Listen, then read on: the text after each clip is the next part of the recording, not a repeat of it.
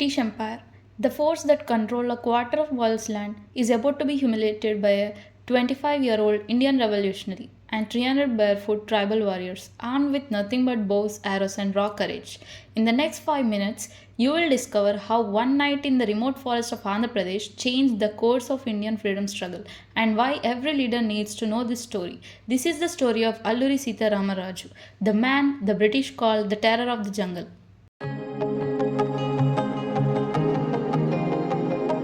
Deep in the eastern Ghats, where mist covered hills touch the sky, lived the Adivasi tribes the Koyas, the Kondareddis, the Sauras. For centuries, these forests weren't just their home, they were forests and the forest was them. Then came 1882, the British Forest Act. Imagine waking up one day to find that air you breathe now requires a permit. That's what happened to these tribes. Overnight, walking through their ancestral forest became illegal. Collecting fruit their grandfathers planted became theft. Their traditional Podu cultivation became a crime. British officers would swagger into villages demanding, "Show us your permit to collect firewood, pay tax for grazing your cattle. This forest belongs to the Queen. If you refuse, then prison. Resist bullets." The tribes watched helplessly as their world crumbled. They needed a miracle. They got something better. They got Alluri Sitarama.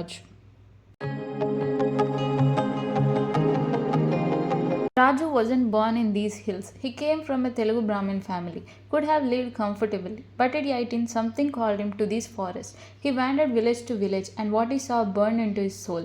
Children crying from hunger because their parents couldn't hunt. Old women arrested for collecting medicinal herbs. Young men whipped for entering forests their ancestors had protected for millennia.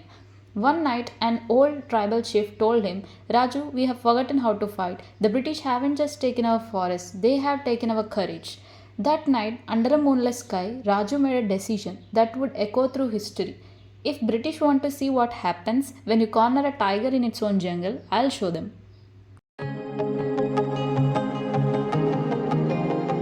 For 6 months, Raju moved like a ghost through 700 villages. His message was simple but electric. The British have guns, so what? Your ancestors fought tigers with bare hands. Are you less than your grandfathers? He trained them in guerrilla warfare. Move at night, strike at dawn. Use the forest as your weapon. Hit where they are weak, vanish before they react. But they needed weapons, and Raju knew exactly where to get them: the Chintapalli police station. When his followers heard the plan, even the bravest were silent. Attack a police station? That's not a rebellion, that's a suicide. Raju smiled.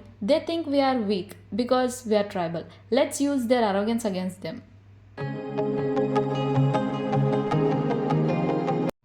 22nd August 1922. 300 shadows move through the forest, no sound except heartbeats. They surround the station. The two British sentries are playing cards, laughing about these jungle fools who think they can fight the empire. Raju raises his hand. Everyone freezes. A bird call, the signal. What happens next takes exactly 7 minutes. Tribal warriors materialize from darkness like forest spirits. Sentries are disarmed before they can scream.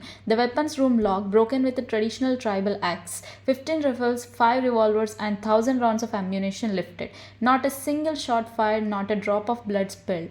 As they vanish into the night, Raju leaves a message nailed to the door. The forest belongs to us. We are taking them back. Alluri Sitarama Raju.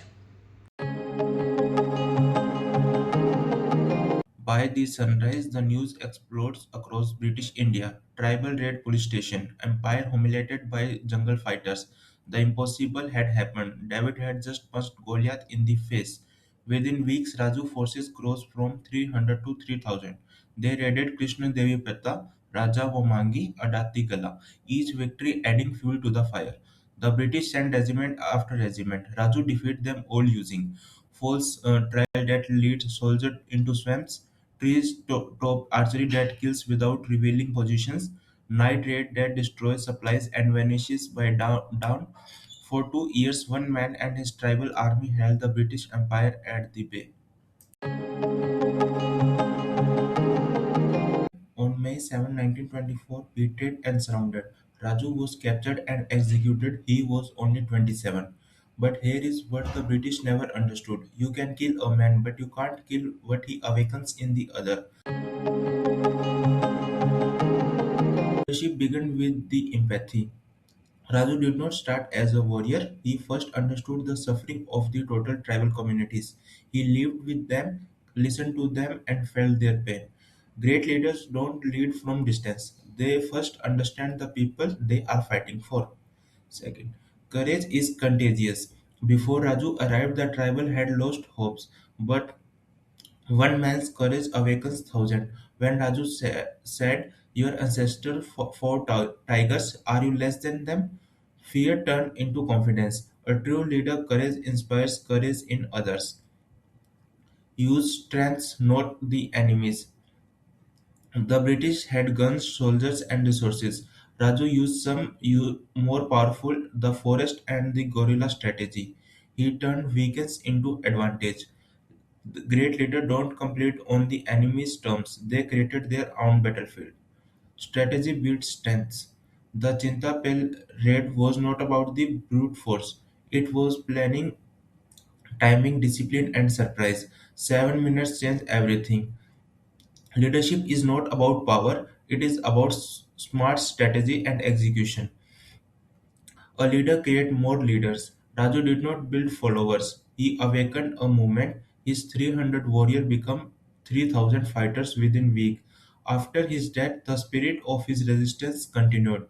The true measure of a leader is how many leaders rise after him.